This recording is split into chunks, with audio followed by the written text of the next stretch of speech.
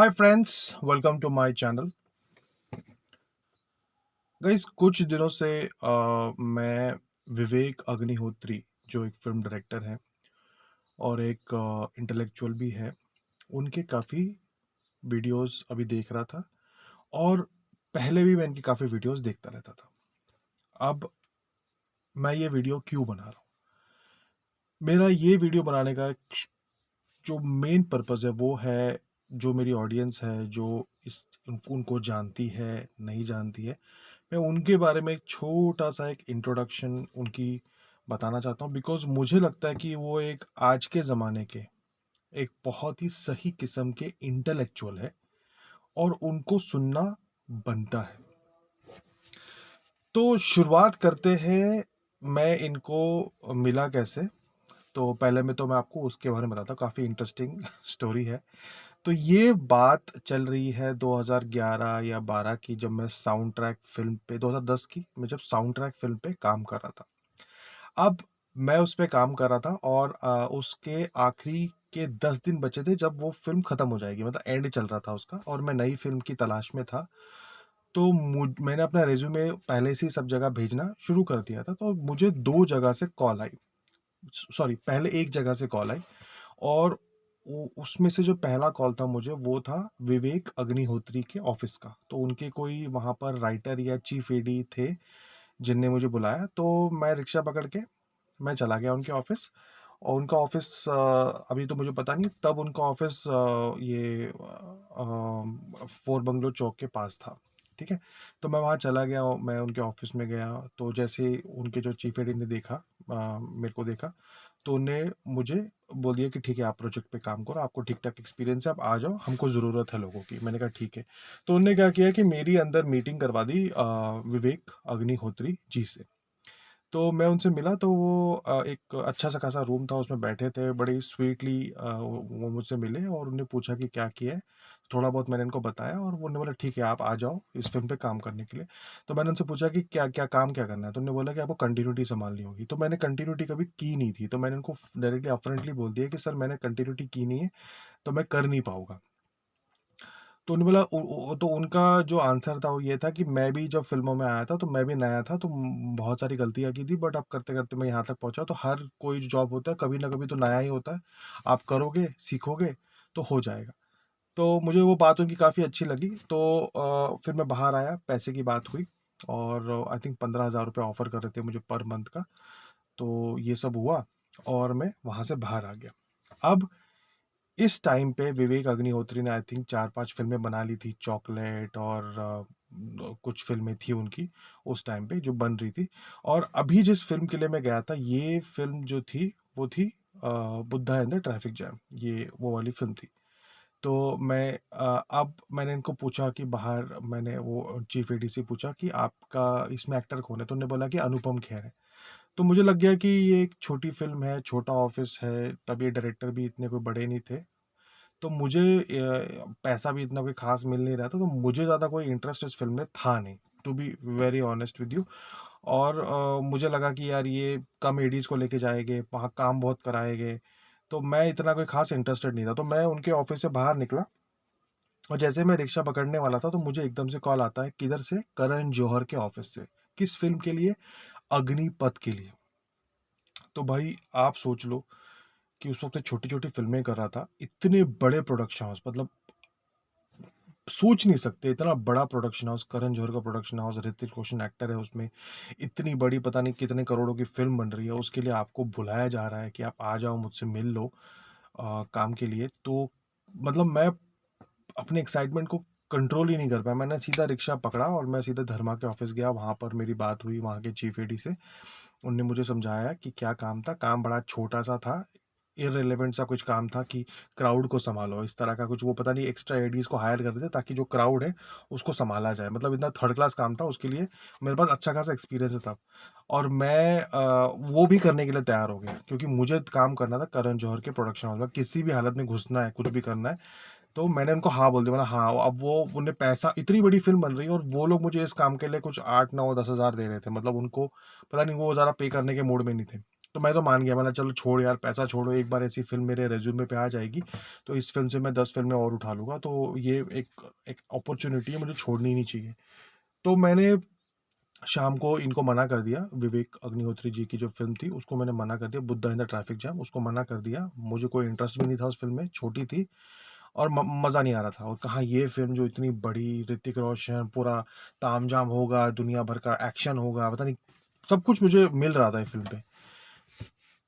अब मैंने यहाँ तो मना कर दिया था, और यहाँ इन लोगों ने मुझे 6 महीना लटकाया। घंटा मुझे फ़िल्म मिली, वो इतने थर्ड क्लास काम के लिए भी इन लोगों ने किसी और को ले लिया, मुझे तो वो फ़िल्म नहीं मिली। मगर मेरा 6 महीना ज़िंदगी का इसी आजकल आज बुलाएँगे, कल बुलाएँगे, आज बुलाएँगे, कल बुलाएँगे, इसी में वेस्ट हो गया। और बाद में इस बात का मुझे बहुत अफ़सोस हुआ कि मेरा टाइम क्यों वेस्ट हो गया। 6 महीने मेरे वेस्ट हो गए, सिर्फ़ उनके चक्कर में वेट करते-करते। एक और फ़िल्म आई थी हैप्पी न्यू ईयर, उसने मुझे 1.5 साल वेट करवाया और घंटा मुझे फ़िल्म नहीं मिली एंड में, ठीक है? तो ये तो होता रहता है। तो अब ये पूरा इंसिडेंस हुआ, और Buddha in the traffic jam जो फ़िल्म थी, वो अब रिलीज़ हो गई। तो जब वो फ़िल्म रिलीज़ हुई, तो मैंने फ़िल्म देखी, तो मुझे तो वो फ़िल्म बड़ी ही घटिया लगी और बकवास लगी, और मुझे मुझे तो कोई ख़ास पसंद नहीं आई।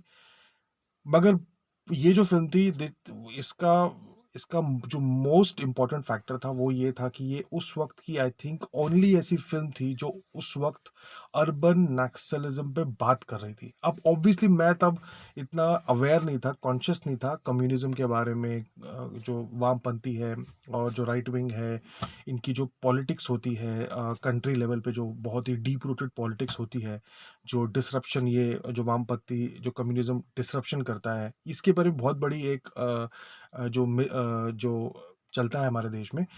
इसकी जो पहली लैंडमार्क फ़िल्म थी, वो विवेक अग्निहोत्री ने बनाई, और इसी के बनने के 2 साल के बाद, तब तो मैंने फ़िल्म को रिजेक्ट कर लिया था कि क्या बकवास है ये।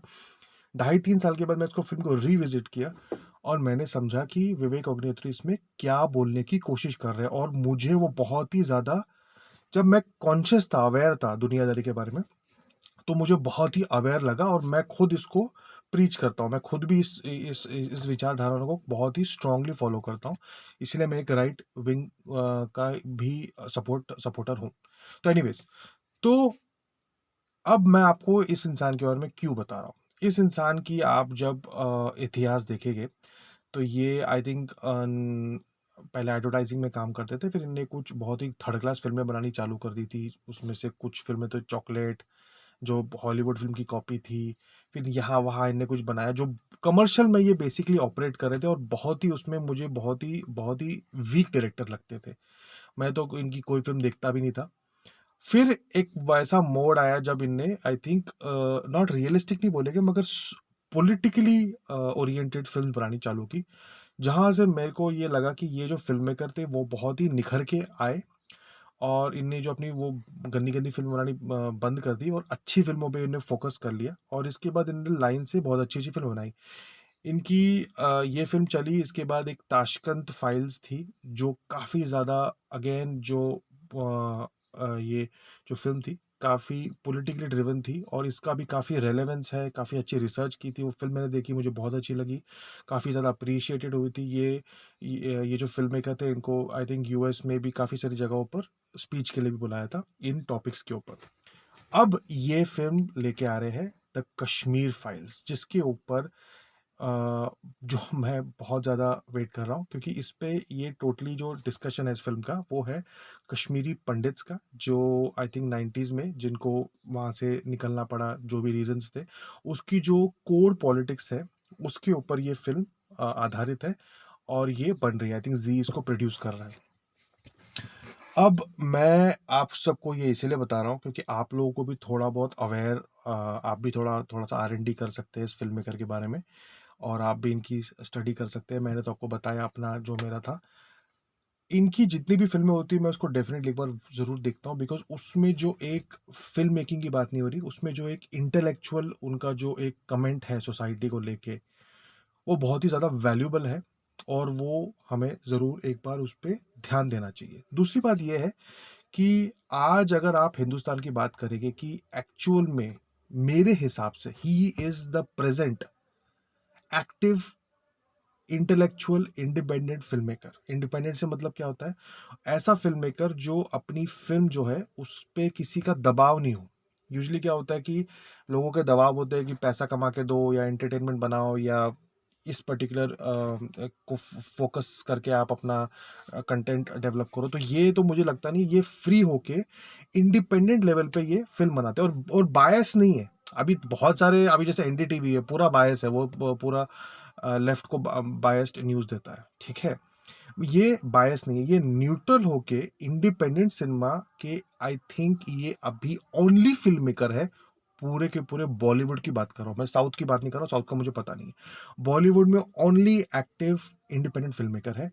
और इसके विपरीत जो अनुराग कश्यप है, जिनको मैं बिल्कुल भी, मैं कभी एक वीडियो बनाऊँगा उनके ऊपर, क्यों मुझे वो बिल्कुल पसंद ही नहीं आते। बिकॉज़ मुझे तो एक एक नंबर के वो ढोंगी लगते हैं। मतलब पता नहीं, मैं उनको बिल्कुल फ़ॉलो नहीं करता। बहुत ज़्यादा वो अपने मतलब की वज़ह से पूरा का पूरा एक गेम खेलते हैं और वो मेरे को तो पसंद नहीं आते। मैं उनके बारे में कभी और वीडियो बनाऊँगा। मगर गाइज़ प्लीज़ इस वीडियो के बाद एक बार आप ये जो इनकी जो अगली फ़िल्म आ रही है, इनकी जो पुरानी फ़िल्में भी हैं, उनको भी देखिए। उसमें जो जिस तरह से ये जो लेफ्ट की पॉलिटिक्स है, जो इंडिया को काफ़ी अफ़ेक्ट की गई है, उसको जिस तरह से ये एक्सप्लेन करते हैं, ये आपको एक बार ज़रूर देखनी चाहिए। और जो कश्मीर फाइल्स आ रही है, वो भी आप ज़रूर देखिए, क्योंकि उसमें भी आपको पूरा कश्मीरी पंडित का जो पूरा जो जिस तरह से उनको डिसरप्ट किया गया था, कश्मीर से जिस तरह से उनको निकाला गया था, उसके ऊपर पूरा का पूरा इन डिटेल आई थिंक इनने बनाई होगी। वो कैसी फ़िल्म होगी, वो तो वक़्त बताएगा, मगर वो सब्जेक्ट एक बार देखना ज़रूरी बनता है। तो वो तो मैं देखूँगा ही देखूँगा। और अपार्ट फ्रॉम दैट मैं इनके ज़रूर इनके वीडियोज़ भी फ़ॉलो करता हूँ, बिकॉज़ उसमें फ़िल्म तो चलो ठीक है, वो तो देखता ही हूँ मैं। मगर इनके जितना भी इनका जो इंटेलेक्चुअल जो ये एक टिप्पणी होती है ऑन सोसाइटी, इंडिया, वर्ल्ड, इसको भी एक बार मैं ज़रूर एक बार फ़ॉलो करता हूँ, बिकॉज़ काफ़ी कुछ सीखने को मिलता है। और मैं इन्हें इस वक़्त मेरी रेटिंग के हिसाब से top independent film maker of India, ये मेरी अपनी जो रैंकिंग है उसमें मैं इनको रखता हूँ। इनके अलावा मैं अभी कोई भी नहीं देख रहा हूँ जो इंडिपेंडेंट लेवल पे ऑपरेट कर रहा है। तो एक वीडियो तो मैं इनके ऊपर बनाना चाहता था और आज मैंने बनाया है। आई होप आप लोग ये वीडियो के बाद भी एक बार इनको देखें और आई होप ये आप इनको भी थोड़ा स्टडी करें।